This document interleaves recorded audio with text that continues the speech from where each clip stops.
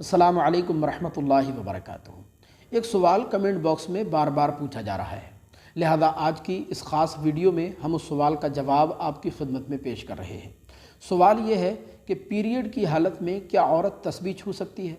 इसी तरह पीरियड वाली औरत के लिए मुसल्ले पर यानी जाय नमाज पर बैठकर तस्बीह पढ़ना कैसा है?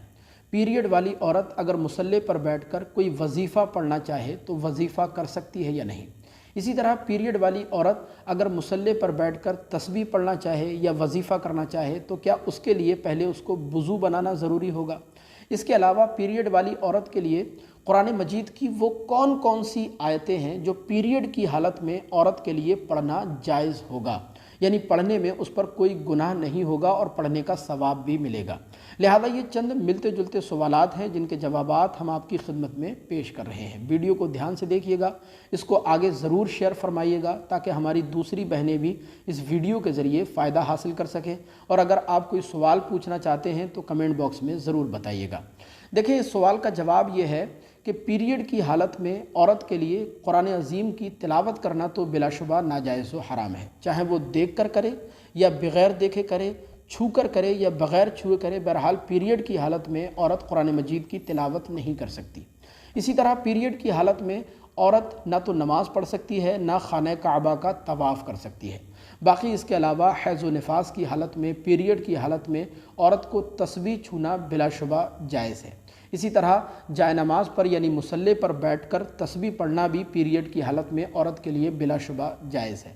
बस इतना ख्याल रखें कि पीरियड वाली औरत जब मुसल्ले पर जाय नमाज पर बैठे तो बैठने से पहले अच्छी तरह तसल्ली तशफ़ी कर लें, क्योंकि माहवारी के दौरान औरत को जो खून आता है वो खून, वो हैज़ की गंदगी मुसल्ले पर नहीं लगना चाहिए, वरना वो खून मुसल्ले के जितने हिस्से पर लगेगा मुसल्ले का उतना हिस्सा नापाक हो जाएगा।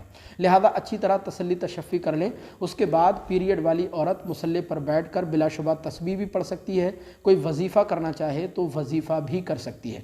इसके लिए बेहतर यह है कि अगर पीरियड वाली औरत कोई वजीफ़ा या तस्बीह पढ़ना चाहे तो पहले वो वज़ू कर ले, तो ये उसके लिए ज़्यादा बेहतर होगा। बाकी इसके अलावा कुरान अज़ीम की वो आयतें जिनमें दुआ का माना पाया जाता है, यानी जिन आयतों को, जिन वजीफ़ों को बतौर दुआ पढ़ा जाता है, उनको भी पीरियड की हालत में पीरियड वाली औरत बिलाशुबा पढ़ सकती है, पढ़ना उसके लिए जायज़ होगा।